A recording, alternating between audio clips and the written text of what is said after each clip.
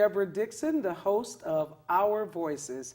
And today I have as my guest this wonderful person I've known for a number of years. His name is Shelly Skip Cole. Welcome, welcome, welcome, Mr. Cole. How are you today? Wonderful. Thanks for the invitation. Oh, it's absolutely my pleasure. You know, the month of March comes about. We've got the leprechauns. We've got, all this good luck. And most of us are always hoping for good luck when it comes to finances. We don't really have the education, but we talk about good luck. And boy, I'm gonna get the lotto today, and it's gonna be the best one today.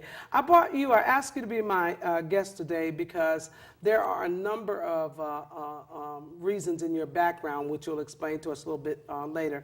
Right now, I'd just like to introduce you as the owner of Cole & Cole's Group, and also as an investment advisor for ING Financial Partners. And so I'd like you to tell us a little bit about that, whichever one of those entities you'd like to start with. Okay, we'll start with the Cole & Cole Group.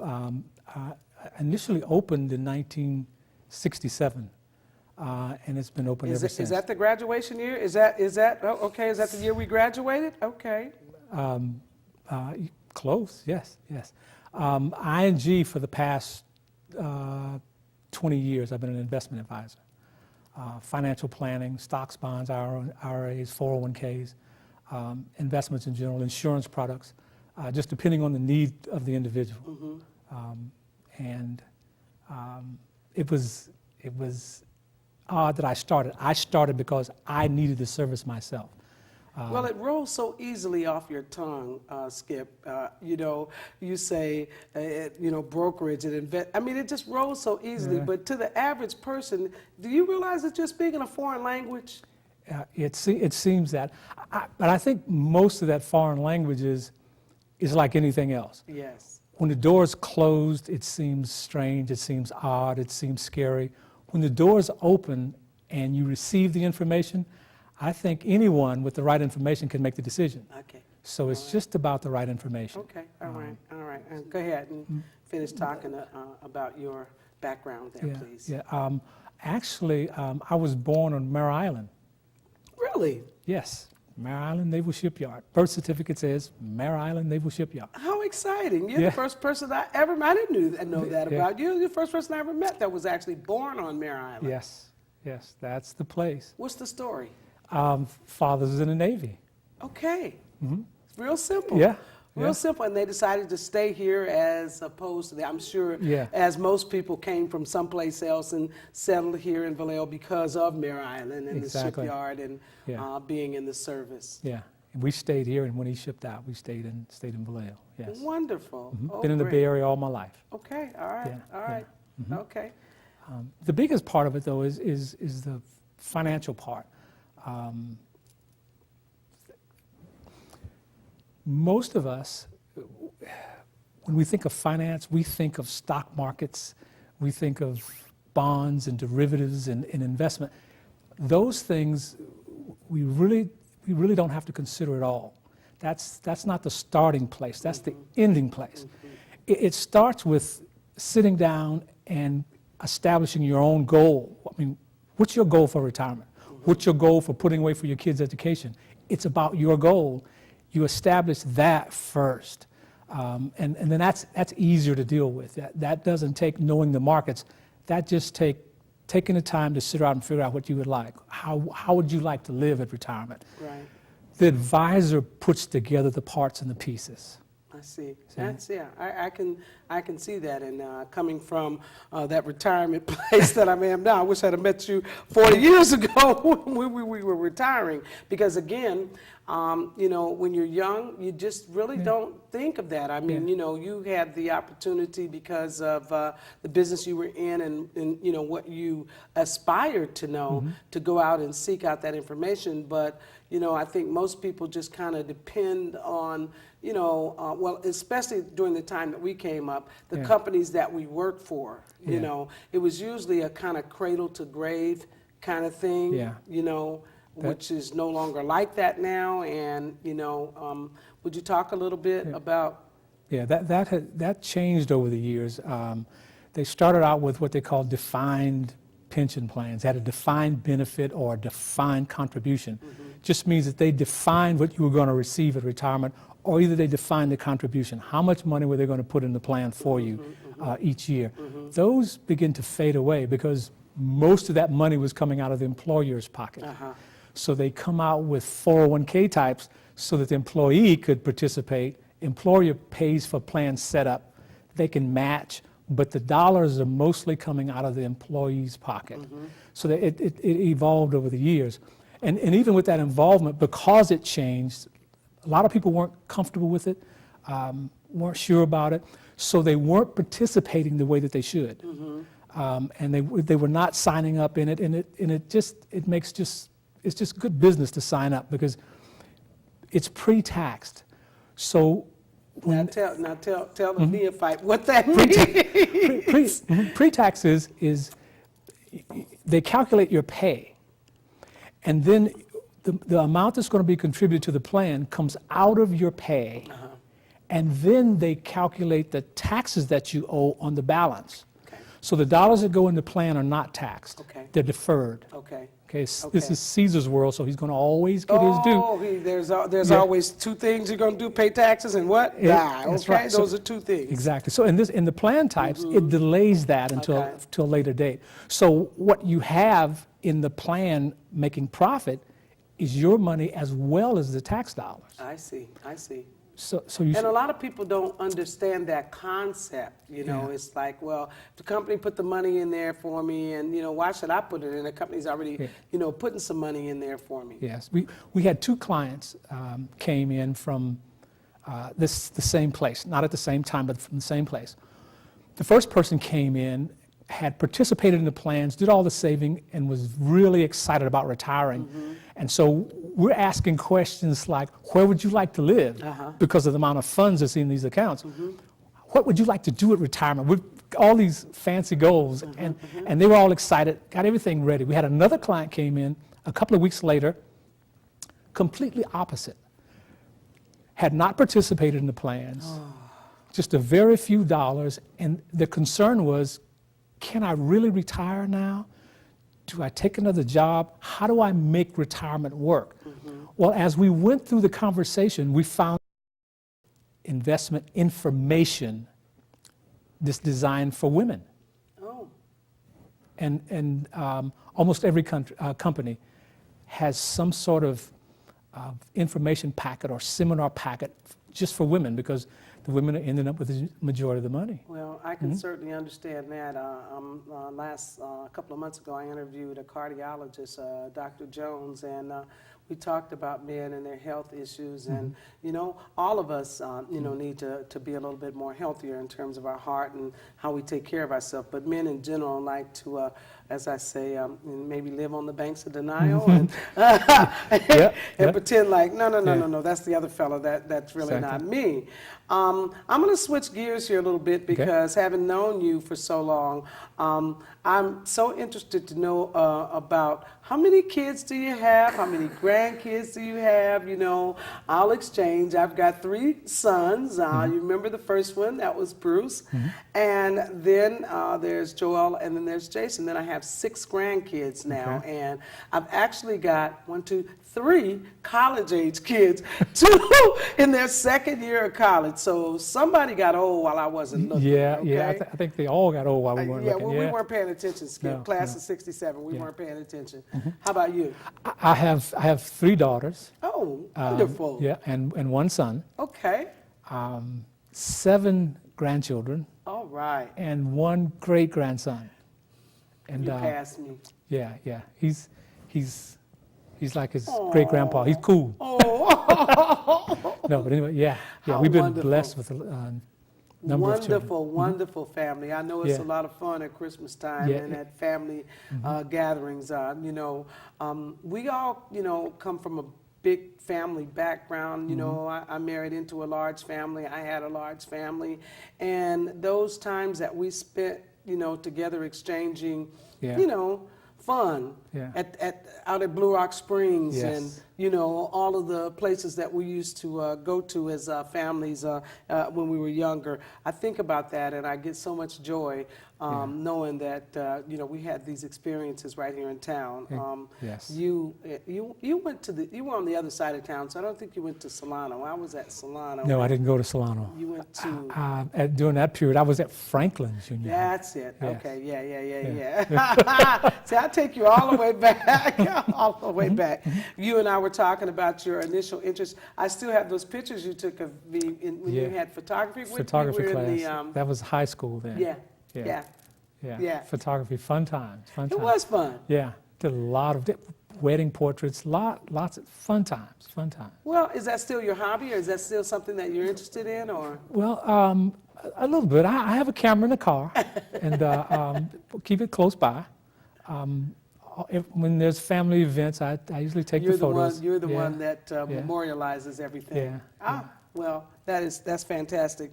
Okay, for someone that is just starting out in today's economy, I think maybe would be a good place for us to go right now in terms of what would be your best suggestion for them to start out? I mean, you know, someone, you know, they just got out of college. They were lucky enough to get a job, okay? Yeah. Oh, yeah. And we all know that the benefits and the pay are nothing like it was, you know, let's just even say 10 years ago.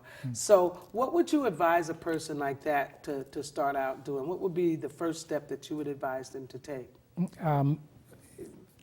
Even though they're just starting first job, that's the day they plan for retirement. Okay. Immediately, they should go to HR, get the HR packet.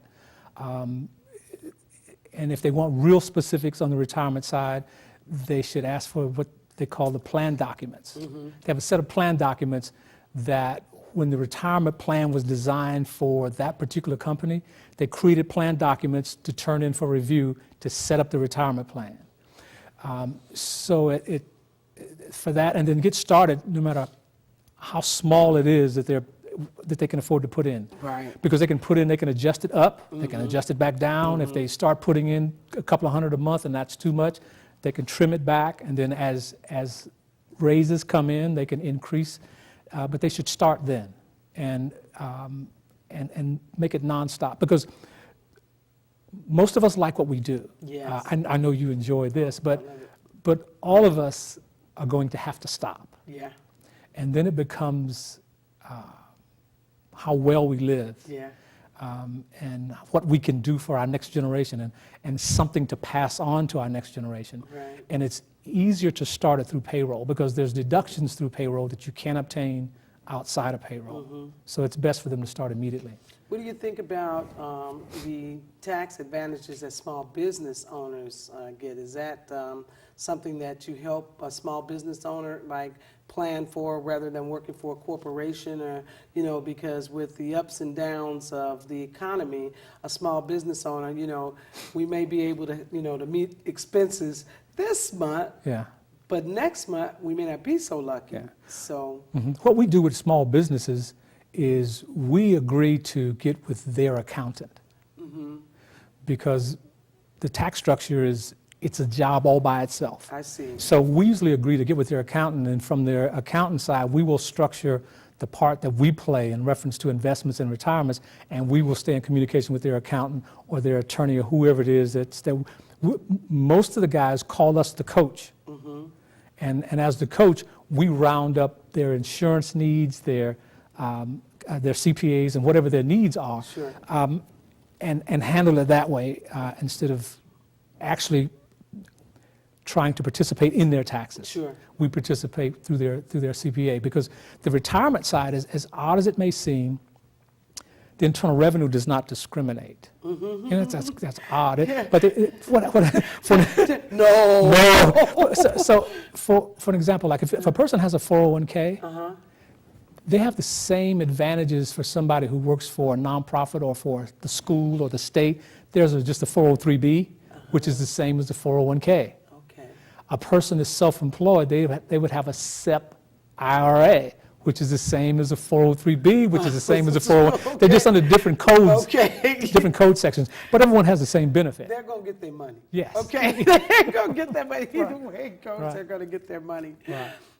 Talk to me a little bit about the real estate market now, especially here in Solano County. You're so knowledgeable. As you said, you opened up your own real estate office back in the late 60s, and certainly have grown from there. 60. That wasn't like That 60. wasn't then? No, that was actually, the actual date I think was, we were 87 when we actually opened, yeah. When you Yeah, actually opened yeah, up your real yeah. estate office. And I was giving you graduation date. oh, thank you. That's because of your cup here. You like that? Well, I told you, class of 67. That was the last year that I worked on the committee. So for 2007, and I got those cups. And so my very first interviewee was the first African American principal at Vallejo Senior High School, a gentleman by the name of Clarence Isidore. Okay, yes. And so I put these out here, and they're just a constant reminder of my connection, my deep connection to this community, and also to Vallejo Senior High School, because even though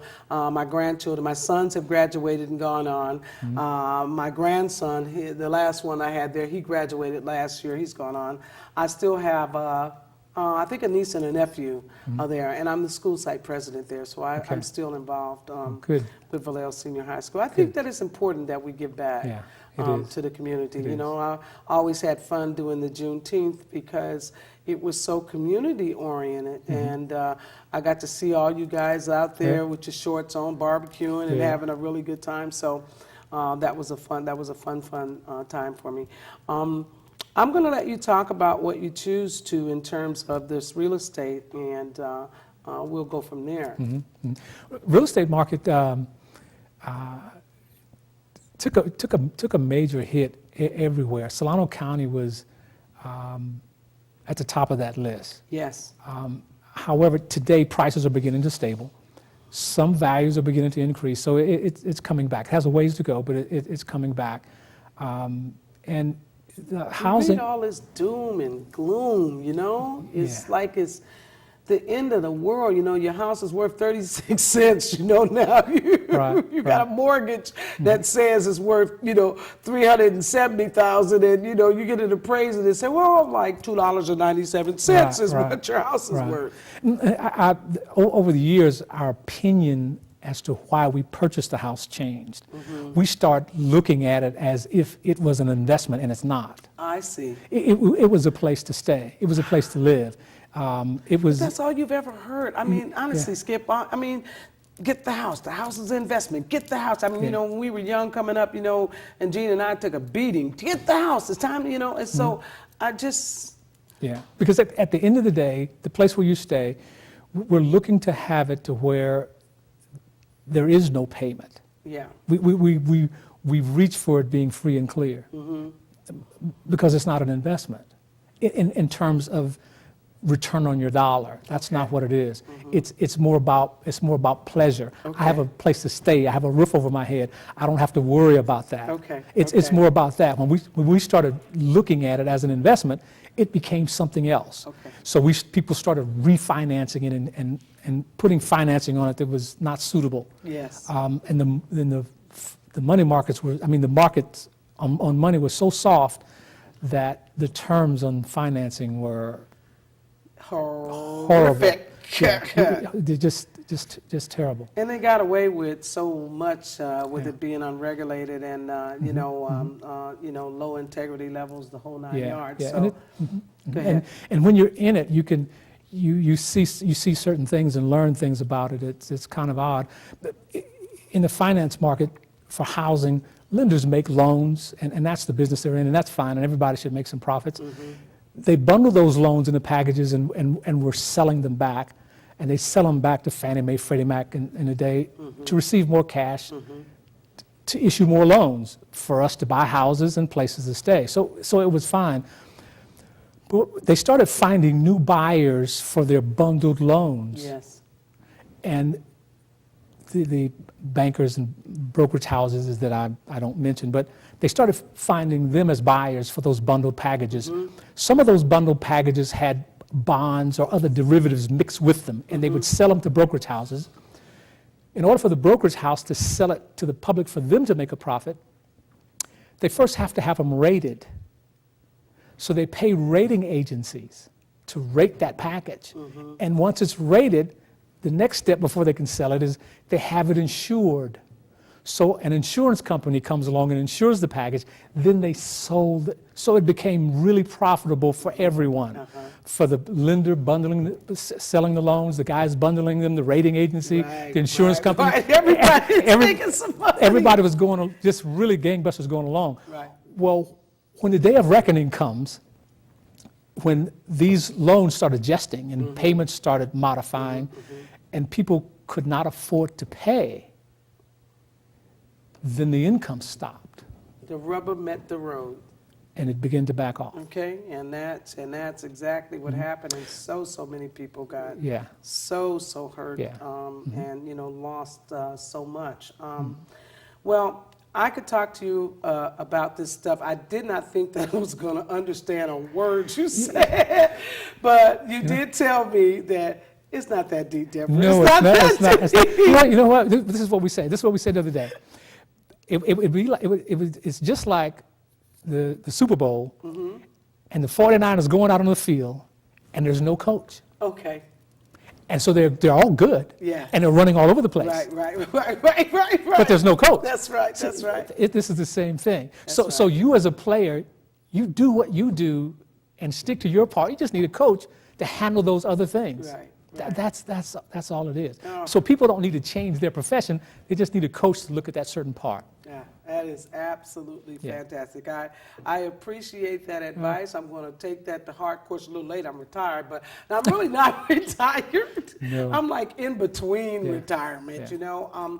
I do what I like to do, and what my passion is fitness motivation and talking to people and sharing with people all the wonderful things that are going on in my life. And I think I take this opportunity to really share with the people of Vallejo the wonderful people and information that we really do have at our fingertips. You know, a lot of times we like to say, that's just for we don't have this or but no, we have a lot going on. You just have to avail yourself Exactly. of it. And I think that you hit upon a very, very important point is don't wait for somebody to bring you some information. Yeah.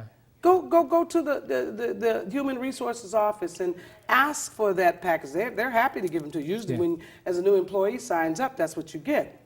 So I'm going to close with asking and thanking you for coming out, wishing you and your lovely, lovely family a wonderful and prosperous year. And I appreciate you coming on such short notice.